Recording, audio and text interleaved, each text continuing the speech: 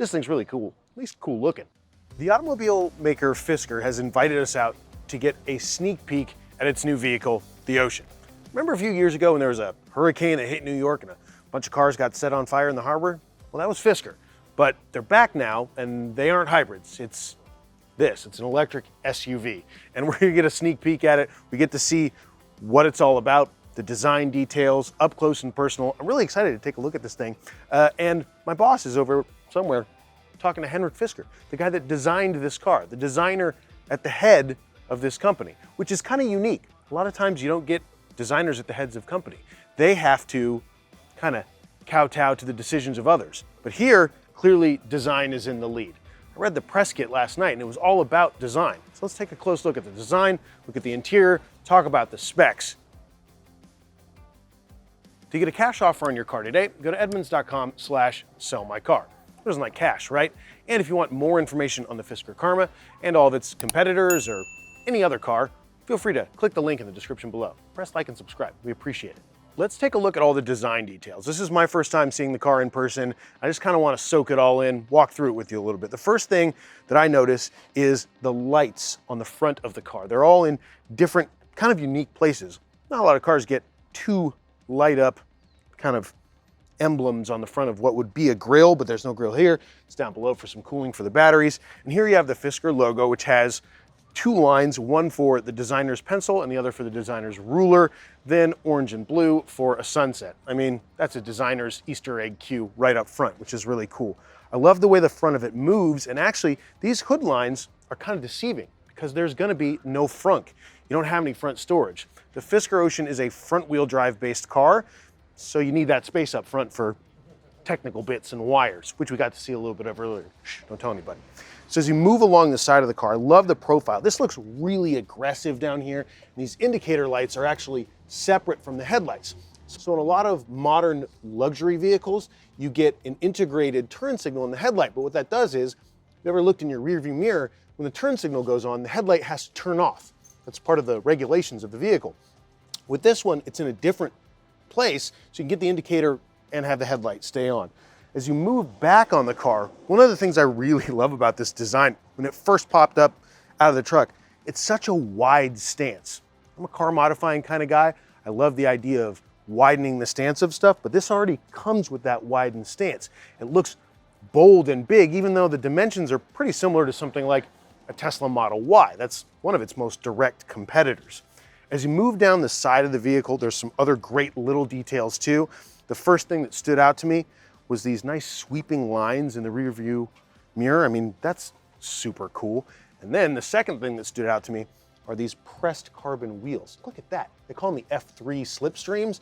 I don't know if there's gonna be a fight for the copyright on that name with Rhoda and the Slipstream wheels they make, but the F3 Slipstreams, these are 22s, big wheels, right? Not that big of a vehicle, but there's still plenty of sidewall. Maybe that'll mean it's good on-road comfort. As you move down the side, this is a really clean slate. There's not a lot of aggressive, angular character lines. There's just this nice kind of sweeping bit at the bottom. And those fenders, both back and front, move in nicely. Then you get this nice straight line that works its way underneath the windows all the way back. You can tell that a designer was in control of this, that there weren't sacrifices or compromises made for the design language. And what it's in right now is called California mode, where you can drop all eight including the sunroof, windows down, everything. These back quarter windows, right on through. These all open, sunroof open, and a lot like a Toyota 4Runner or a Tundra, boom, the back is open. This window drops down into the tailgate too. Really cool design features here, a little bit for aero. These are indicators as well up on the sides, but they're super well integrated into the side of the vehicle. Big fan of that. And then finally, as you move around the rear of the vehicle, the wide stance is just on display. This thing looks like it's squatted down. It doesn't feel so much like an SUV as it does almost a boxy wagon with an aggressive look.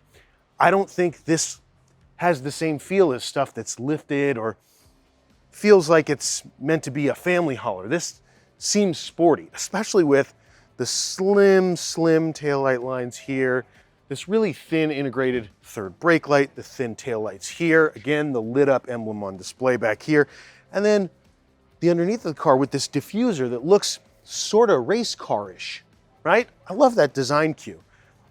The outside of this is stunning but understated. You can totally tell the designer's at the helm of it.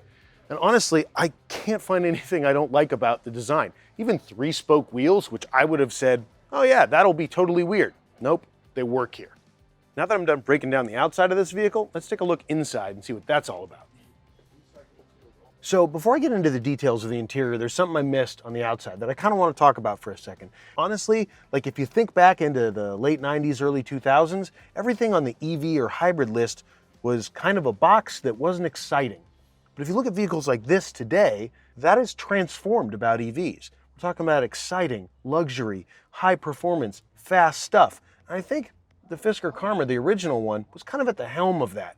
And I see some of those same design cues in this vehicle, but it's a lot of new stuff. I like this steering wheel. Not a huge fan of the flat bottom, but it's not too aggressive. And I like the materials that are used on the dashboard in front of me. So we're pivoting here to, I guess, what they call the recyclable materials, the bits of this car that are sustainable. They use recycled t-shirts for the dashboard or recycled fishing nets for the carpets on the floor. There's a lot of stuff in here that is, as they say, environmentally friendly. It's all vegan leather, so it's not sourced from a cow. And that's one of the things about Fisker's process that they say is different. Everything is going to be sustainable. Now, we'll see how that comes to pass in years in the future, but I really like the idea of it. It sounds like a great way to sell a car. One of the things we can demonstrate today is the screen switching from landscape to portrait mode and back.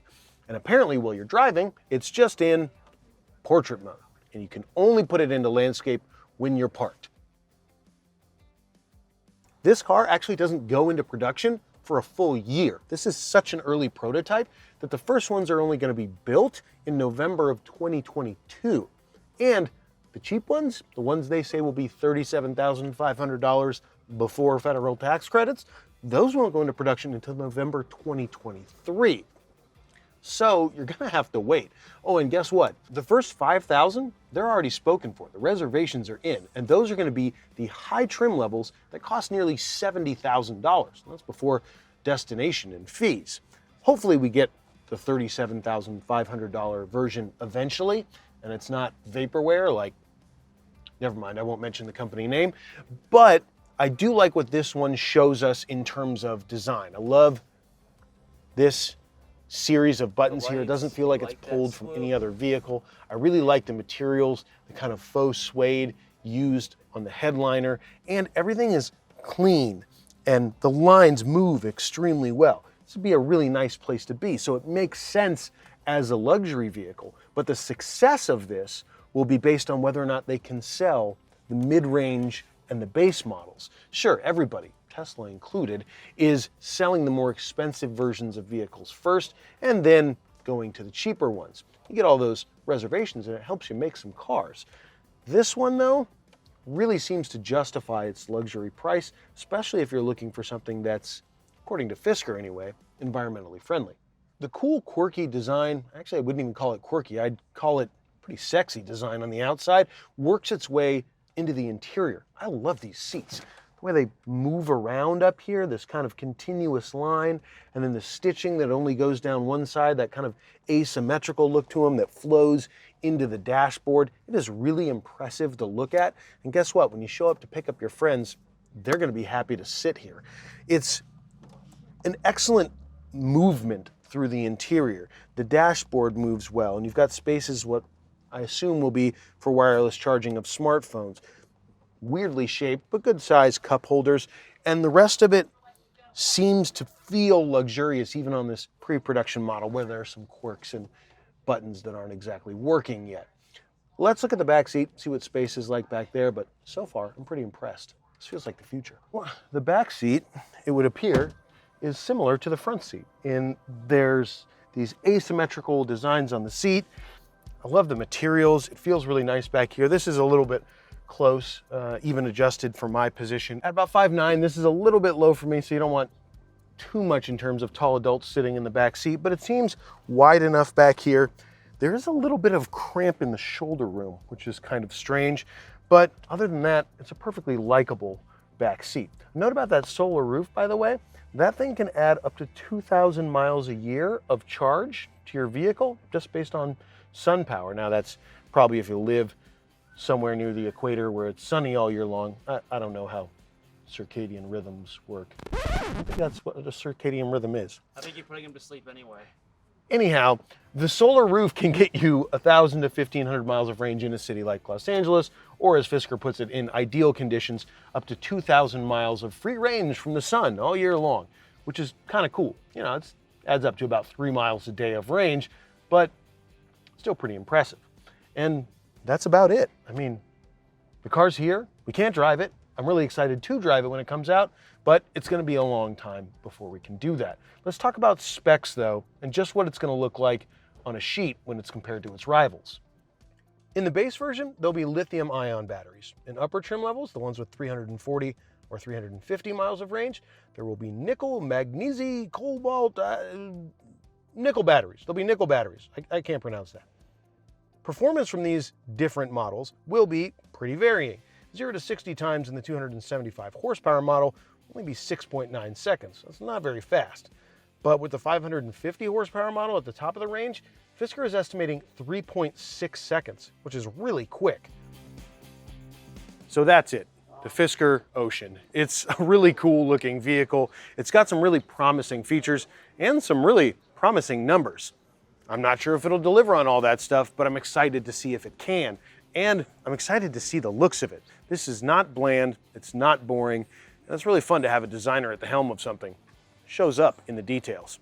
For more information on the Fisker Ocean, all of its competitors, click that link in the description below, press like and subscribe, and hey, let me know what you think about it. Do you hate the design? Do you love it? Do you want to see more of it? I don't know, I'm gonna go make more rhymes over here.